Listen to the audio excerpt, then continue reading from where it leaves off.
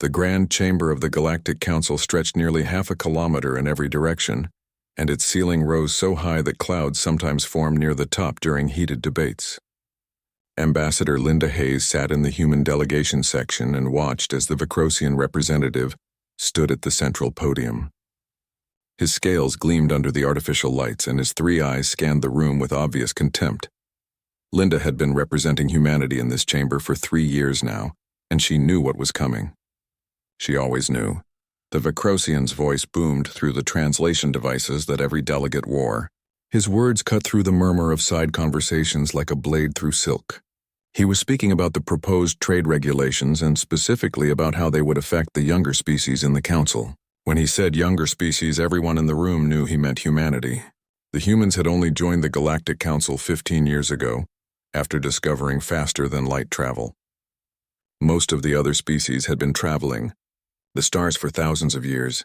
Linda listened as the Vicrosian explained why humans could not be trusted with the same trade privileges as the established civilizations. He spoke of Earth's violent history and the wars that had scarred the human homeworld. He mentioned the nuclear weapons and the environmental damage and the countless conflicts that humans had waged against themselves. His voice dripped with disdain as he called humanity barbaric and primitive. He said humans were warmongers who had stumbled into space travel by pure luck and nothing more. The other delegates nodded along. The Helvari ambassador actually laughed out loud, and several others joined in. Linda felt her jaw tighten, but she kept her face neutral. She had learned long ago that showing emotion in this chamber only made things worse. The aliens saw any display of feeling as proof that humans were too unstable for civilized society. The vote came quickly. The council approved the new trade regulations by an overwhelming majority. The rules would place heavy restrictions on human colony development and would limit Earth's access to certain raw materials. Worse still, the regulations would force human merchants to pay triple the standard tariffs when trading in council space. Linda had prepared a response and had requested time to speak before the vote. Her request had been denied without explanation. She stood slowly and gathered her documents into her briefcase. The chamber fell silent. All eyes turned to the human section. Linda walked down the steps from her seat, and her shoes clicked against the polished stone floor. She reached the central podium and placed one hand on its smooth surface. The Vicrosian delegate hissed in annoyance but stepped aside. Linda looked around the chamber. She saw hundreds of alien faces staring back at her. Some looked curious while others looked bored or irritated. She had spent 3 years trying to earn their respect and had failed at every turn. Humanity had contributed so much to the council despite being treated like unwanted guests. Human doctors had cured diseases that had plagued alien species for centuries. Human engineers had improved power systems across dozens of stations. Human mediators had prevented wars and saved countless lives. None of it mattered to these people. She spoke clearly and calmly. Her voice carried through the translation network to every delegate in the room. She said that humanity had joined the Galactic Council in good faith and had tried to be productive members of this community. She said that humans had offered friendship and cooperation and had asked only for basic respect in return. She paused and let her words sink in. Then she continued. She said that respect had not been given. Instead, humanity had been mocked and dismissed and treated as inferiors at every opportunity. She said the Council had taken advantage of human innovation while denying Earth any real voice in galactic affairs. She said that every proposal from human delegates had been rejected and every complaint had been ignored. Linda pulled a formal document from her briefcase and held it up for everyone to see. She said that effective immediately humanity was withdrawing from the Galactic Council. All treaties were now void. All joint operations would cease. All human embassies would close within 48 hours. Earth would recall every human citizen from Council space. Humanity would handle its own affairs from this moment forward and would no longer participate in Council activities of any kind. The chamber erupted. Delegates jumped to their feet and shouted in dozens of languages. The translation network struggled to keep up with the chaos. The Vicrosian delegate demanded that Linda sit down and stop making empty threats. The Helvari ambassador called the withdrawal illegal. Others simply stared in shock. Linda ignored them all. She placed the document on the podium and turned to leave. As she walked back up the steps to gather her things, she heard the council chairman calling for order. His voice was drowned out by the noise. Linda reached her seat and picked up the last of her belongings. Her assistant, Greg Palmer, waited nearby, and his face showed the same calm determination that Linda felt. They walked together toward the exit. Other human staff members joined them along the way. The entire human delegation moved as one group through the massive doors and into the corridor beyond. Behind them, the shouting continued. Linda heard someone demanding that the humans return immediately. She did not look back. In the corridor outside the chamber, Greg finally spoke. He asked if she thought they would take the withdrawal seriously. Linda nodded. She said that Earth had already begun recalling personnel from every human outpost in Council space. Military vessels were moving into position. The borders were being closed. This was not a bluff or a negotiating tactic. This was final. They walked to the docking bay where a human shuttle waited. As Linda boarded the craft, she took one last look at the massive Council station. Zenith Prime had been her home for 3 years. She had walked these halls and attended countless meetings and tried so hard to build bridges between humanity and the rest of the galaxy. All of that was over now. The shuttle doors closed and the engines hummed to life. Within minutes, they were leaving Zenith Prime behind. Linda sat by a window and watched the station grow smaller. She wondered if the Council truly understood what they had lost. She wondered if they cared. Deep down, she suspected they did not. They would realize their mistake soon enough. But by then it would be too late. Humanity was done asking for permission. Humanity was done begging for respect. Humanity was going home. Captain Jake Morrison stood on the bridge of the horizon's edge and stared at the tactical display in front of him. His ship was stationed near the Thelian Expanse, where human forces had been working alongside Council peacekeepers for the past 2 years. The Expanse was a contested region of space where territorial disputes flared up regularly, and only constant patrol kept the peace. Jake had been commanding this vessel for 18 months and had grown used to the routine of joint operations with alien crews.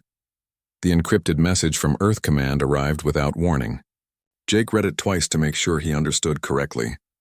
All human military vessels were to withdraw from joint operations immediately. All human personnel were to evacuate Council stations and facilities. No explanations were to be given to Council authorities. The orders were clear and direct. Jake was to begin evacuation procedures within the hour. He called his senior officers to the bridge.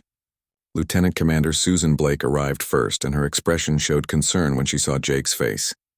Commander David Chen came next, along with the Chief Engineer Paul Wright and the Head of Security Karen Foster. Jake handed them each a copy of the orders and waited while they read. Susan looked up first. She asked if this was some kind of drill or exercise. Jake shook his head. He said the orders came directly from Earth Command with the highest priority coding. This was real. David asked how they were supposed to evacuate everyone without explaining why. Jake said those were the instructions and they would follow them to the letter. The Horizon's Edge was one of 5 human vessels currently operating in this sector. Jake opened a secure channel to the other captains and relayed the orders. Within minutes, all 5 ships began moving toward the nearest Council stations where human personnel were based. The largest concentration of humans was on Station Kelmar, which housed over 200 diplomats and support staff. Jake set course for Kelmar at maximum speed. They arrived 6 hours later. The station master was a Helvari named Quintok, who had never been particularly friendly toward humans. Jake contacted him and requested permission to dock. Quintok granted it, but asked why so many human ships were arriving at once. Jake gave no answer beyond saying he needed to speak with all human personnel on the station. The docking process took 30 minutes. As soon as the airlock sealed, Jake led a team into the station. He found the human diplomatic office and told everyone to pack only essential belongings. They had 2 hours to board the ships. The diplomats and staff members stared at him in confusion.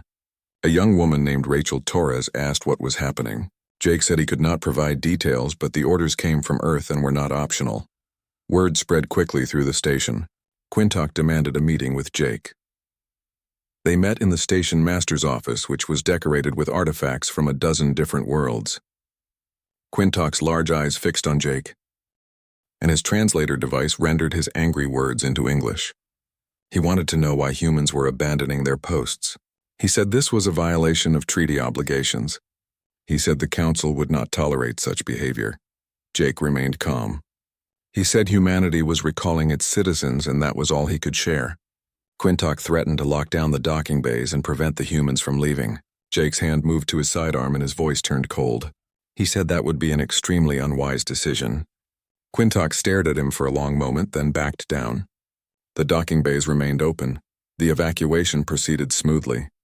Humans from every corner of Station Kelmar made their way to the docking area. Scientists carried research equipment. Diplomats clutched their personal files.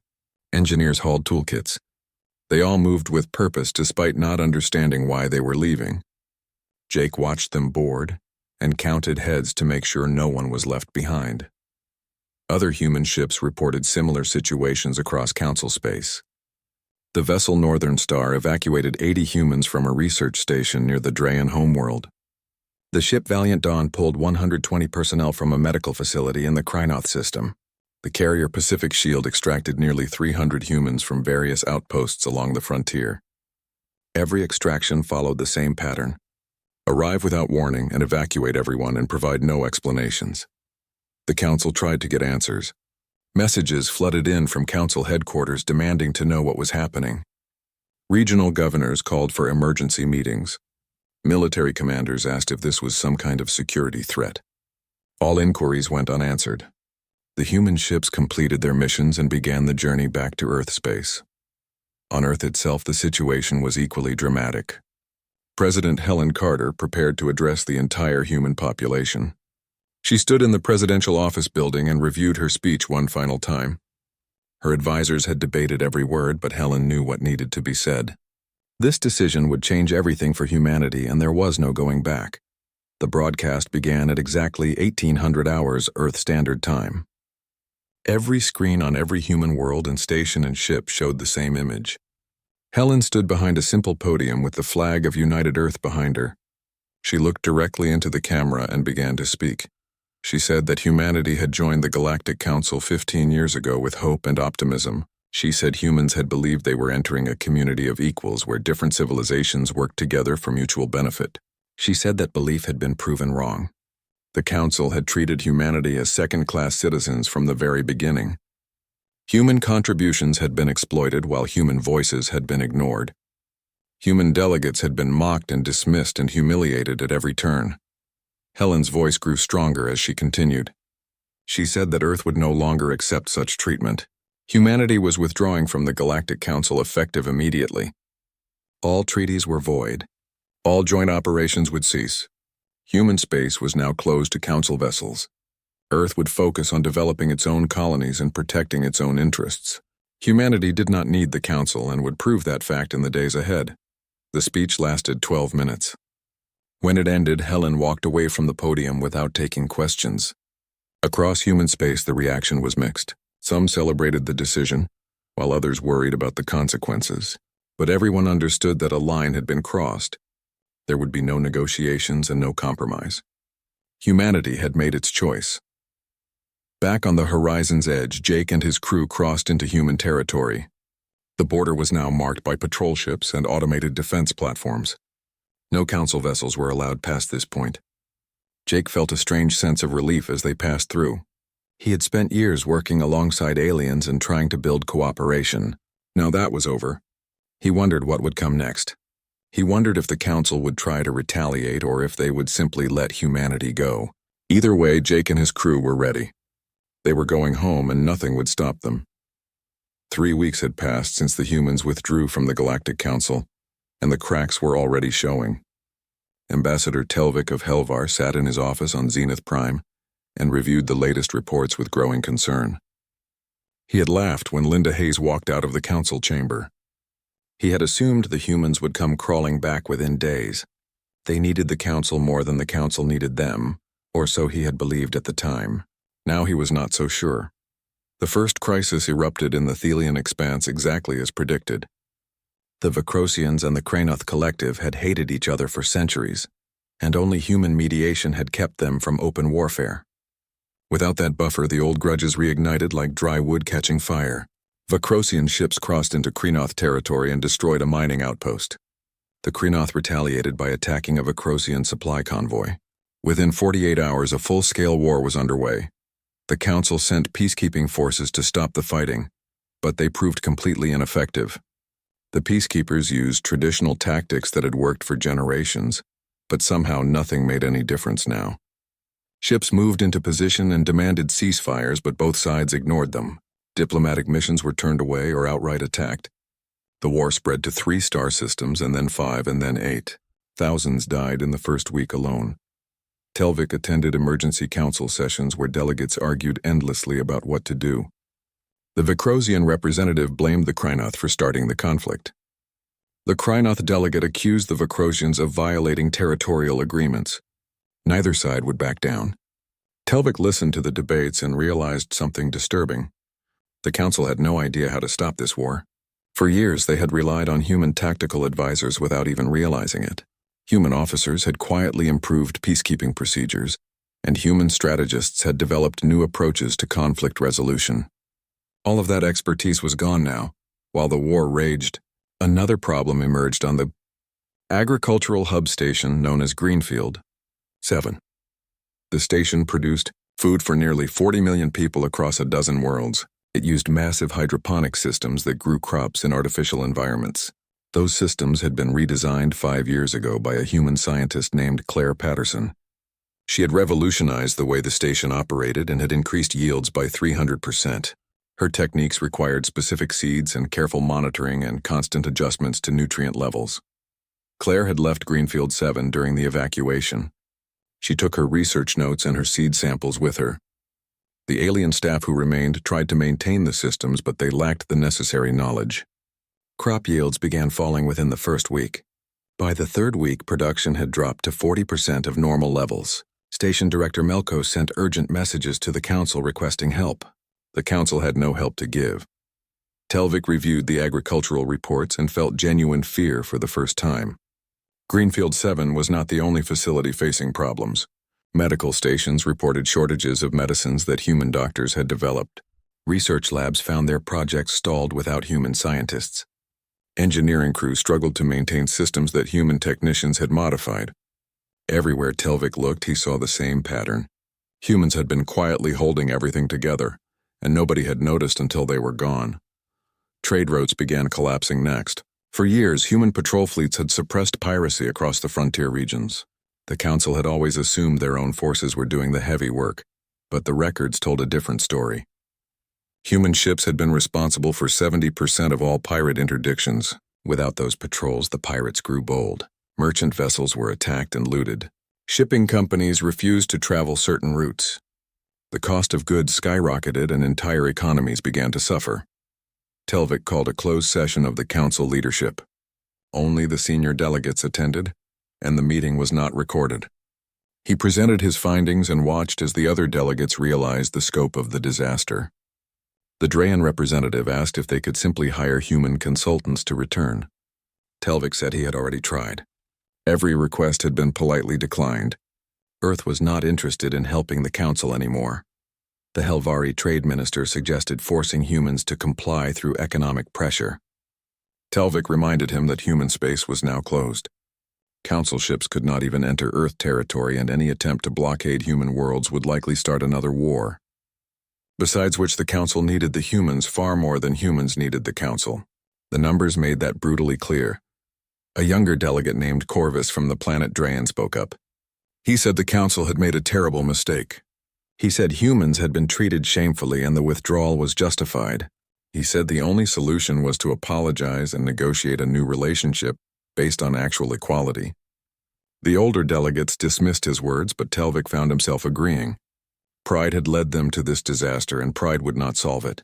The council tried sending informal messages to Earth through neutral parties. A merchant captain who had friends among humans delivered a letter requesting dialogue. The response came back within days. Earth was not interested in talking. A scientific organization attempted to contact human researchers about a joint project. Their messages went unanswered. Every attempt at communication hit the same wall. The humans had closed their doors and showed no sign of opening them again. Public opinion began shifting as news of the crises spread. Ordinary citizens across council space had never shared their government's contempt for humans. Many aliens had worked alongside humans and respected them. Others had been saved by human doctors or protected by human peacekeepers. These people started demanding answers. Why had the council driven away such valuable allies? Why were their leaders too proud to admit they were wrong? Protests erupted on several worlds. On Helvar itself, thousands marched through the capital demanding the council leadership resign. On Draen, the protests turned violent when security forces tried to disperse the crowds. The unrest spread to other planets as economic conditions worsened. Food prices doubled and then tripled. Unemployment rose as trade collapsed. People were suffering, and they blamed the council for causing it. Telvik watched his world crumble and knew he bore responsibility. He had laughed when Linda Hayes walked out. He had dismissed human contributions as insignificant. He had voted for the trade restrictions that sparked the withdrawal. Now he saw the consequences of his arrogance. The council was falling apart, and he had no idea how to fix it. In the midst of all this chaos, a single news report changed everything. A passenger liner carrying 5,000 civilians suffered catastrophic engine failure in the neutral zone between Council and human space. The ship was drifting toward a star and would burn up within hours. Council rescue vessels were too far away to reach them in time. Everyone aboard was going to die. Then a message came through. 3 human warships were closer and were already moving to intercept. The lead vessel was the Horizon's Edge under Captain Jake Morrison. Despite all the political tension and despite being under orders to avoid council space, Jake was going to save those people. Telvik watched the rescue operation unfold on live feeds and felt something he had not felt in weeks. He felt hope. Maybe not all bridges had been burned. Maybe there was still a chance to make things right. But first, the council would have to admit it was wrong, and that would be the hardest thing of all. Commander Peter Hayes stood on the bridge of the Earth vessel Steadfast and watched the distress signal flash across his screen. The passenger liner Celestial Dream was dying, and everyone aboard would be dead within 3 hours unless someone reached them first. Peter checked the coordinates and realized his ship was the closest vessel to the stricken liner. He could reach them in 90 minutes if he pushed his engines to maximum. The problem was political. The Celestial Dream was in neutral space, but barely. Responding to the distress call would put Peter's ship dangerously close to Council territory, and Earth Command had been very clear about avoiding any contact with Council vessels. Peter had his orders, but he also had 5,000 people depending on him to do the right thing. Among those 5,000 were children, and that detail made his decision simple. He ordered his crew to set course for the Celestial Dream at full speed. His communications officer, Lieutenant Nicole Grant, asked if he wanted to notify Earth Command first. Peter shook his head. He said they could deal with the consequences after everyone was safe. Nicole smiled and relayed the orders to the engine room. Within seconds, the Steadfast was racing toward the dying ship. 2 other human vessels picked up the distress signal and changed course to assist. The Horizon's Edge under Captain Jake Morrison was closest after the Steadfast. The destroyer Vanguard under Commander Lisa Park was 20 minutes behind. All 3 ships converged on the Celestial Dream's position and arrived to find the liner venting atmosphere and spinning slowly out of control. The ship's engines had exploded and torn a massive hole in the hull. Emergency systems were failing and life support would give out completely within the hour. Peter opened a channel to the liner's captain, who was a Helvari named Torvek. The audio connection was filled with static and background alarms, but Torvek's voice came through clearly enough. He said his ship had 5,237 people aboard, including 800 children. The evacuation pods were damaged and could not launch. They were trapped and waiting to die. Peter told him to hold on because help had arrived. The 3 human ships moved into position around the Celestial Dream. Peter coordinated the rescue with Jake and Lisa. They would use shuttlecraft to ferry people off the liner in groups of 50. It would take multiple trips, but they had enough time if they worked fast. The shuttles launched and began docking with the liner's emergency airlocks. Human crews entered the damaged ship and started guiding passengers to the evacuation points. Inside the Celestial Dream, conditions were worse than Peter had expected. The corridors were filled with smoke and the emergency lighting cast everything in red shadows. Families huddled together in designated safe zones while the ship's crew tried to maintain order. Peter led one of the rescue teams and found himself face to face with dozens of terrified aliens. They stared at him with confusion and hope. Many of them had probably never seen a human before. He spoke calmly and told them they were going to be okay. His team guided the first group of passengers through the damaged corridors to the airlock where a shuttle waited. The passengers moved slowly because many were injured or helping others who could not walk on their own. Peter's medic Sarah Coleman treated the worst cases while they walked. A young Krynoth child clung to her mother and cried. Peter picked up the child and carried her himself. The little girl stopped crying and stared at him with wide eyes. The evacuation proceeded smoothly despite the chaos. Shuttle after shuttle ferried passengers from the dying liner to the human warships. The crews worked without rest and pushed themselves beyond exhaustion. Jake's people pulled 300 passengers off in the first hour. Lisa's team rescued another 250. Peter's crew saved 400, including most of the children. They coordinated perfectly and covered for each other when shuttles needed repairs or refueling. A council rescue fleet finally arrived 4 hours later, but by then the job was almost done. Only 200 passengers remained aboard the Celestial Dream. The council ships offered to take them, but Peter declined. He said his people would finish what they started. The council vessels held position and watched as the last passengers were evacuated. 15 minutes later, the Celestial Dream's reactor failed completely and the ship broke apart. If the humans had not responded, everyone aboard would have died. Peter ordered his ship to return to human space, but before they could leave, Captain Torvik asked to speak with him privately. Peter accepted the call and found himself looking at a tired Helvari officer who seemed on the verge of tears. Torvik said he did not understand why humans had helped. He said everyone knew about the withdrawal and the political situation. He said humans had no reason to risk themselves for council citizens. Peter was quiet for a moment before answering. He said politics did not matter when lives were at stake. He said humans helped people because it was the right thing to do regardless of species or government. He said that was who humans were and nothing would change that. Torvik nodded slowly and thanked him. Peter ended the call and set course for home. The rescue was broadcast across the entire galaxy.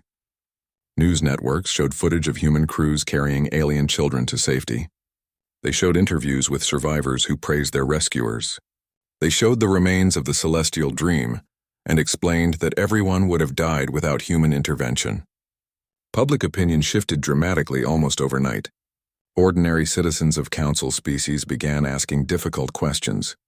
If humans were so barbaric and dangerous, then why had they risked everything to save 5,000 strangers? If humans were the problem, then why was everything falling apart without them? Protests intensified across council worlds. On Helvar, the crowds grew so large that the government declared a state of emergency. On Drayan, the entire parliament was forced to resign after a vote of no confidence. On Krynoth, the military threatened to withdraw from the war unless the council leadership stepped down. The pressure became unbearable, and within 2 weeks the entire council assembly voted to dissolve itself. It was an unprecedented move in galactic history. A new council formed quickly with younger delegates taking leadership positions. These were people who had watched the human rescue and understood what it meant. They were scientists and teachers and community leaders rather than career politicians. They came from the same species as the old council, but they had different values and different priorities. They believed the council should be what it claimed to be, which was an alliance of equals working together for the common good. Ambassador Telvik was not part of the new council. He had resigned along with the rest of the old leadership. Before leaving office, he wrote a personal letter to Linda Hayes. He apologized for his behavior and for the way the council had treated humanity. He said he understood if she never forgave him, but he wanted her to know he had learned from his mistakes. He sent the letter knowing he might never receive a response. 3 days later, Linda wrote back. She said she accepted his apology and hoped he would use his experience to build something better. Telvik read her words and felt a weight lift from his shoulders. The new council's first action was to select an ambassador to send to Earth. They chose carefully because this person would determine the future of human-council relations. After much debate, they selected Kelvin Ross of Drayan. Kelvin was a physicist rather than a diplomat, and one of the few aliens who had formed genuine friendships with humans before the withdrawal. He had worked alongside human scientists for years and respected them deeply. If anyone could convince Earth to give the council another chance, it would be him. Kelvin accepted the assignment and prepared for the journey to Earth. He knew he carried the hopes of billions on his shoulders. He also knew that humans had every reason to reject whatever he proposed. But he had to try because the alternative was watching the galaxy tear itself apart. He boarded his ship and set course for Earth, hoping that someone there would be willing to listen. Kelvin Ross arrived at the edge of Earth's territory and immediately faced a problem. Human patrol ships detected his vessel the moment it crossed the border, and 3 warships moved to intercept. Kelvin transmitted his diplomatic credentials and requested safe passage to Earth. The response came back within minutes. His ship would be escorted to a holding station where Earth officials would decide whether to grant him an audience. Kelvin agreed to the terms and followed his escort deeper into human space. The holding station orbited Saturn and consisted of a small diplomatic facility that had been hastily constructed after the withdrawal. Kelvin was permitted to disembark, but his crew had to remain aboard ship.